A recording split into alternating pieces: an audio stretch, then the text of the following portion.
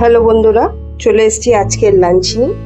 আজকে খুব একটা কিছু বেশি বানাইনি, দেখাচ্ছি তোকে। আজকে আমার পছন্দের আর একটা জিনিস বানিয়েছি, যেটা আমার বর একদম খায় না, লুকেও নেই, লুকিয়ে লুকিয়ে খাওয়া। ও এসে পরে খাবো। আছে গরম ভাত, আজকে ডেচকিতেই ভাত বানিয়েছি। আছে কালো জিরে ফোড়ন দিয়ে পেঁয়াজ দিয়ে মুসুর ডাল। বর এরকম একটু পাতলা ডাল খেতেই ভালোবাসে। আছে চিংড়ি মাছ দিয়ে,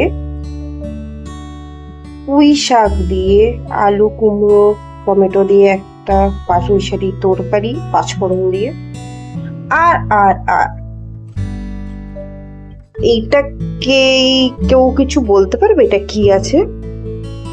চলো আমি বলে দিচ্ছি, এটা হচ্ছে লোটে মাছের ঝুড়ি বানিয়েছি।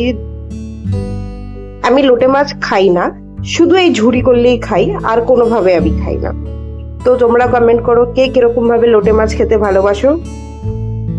আমার তো এখনই মুখে জল চলে আসছে, আমাকে খেতে হবে।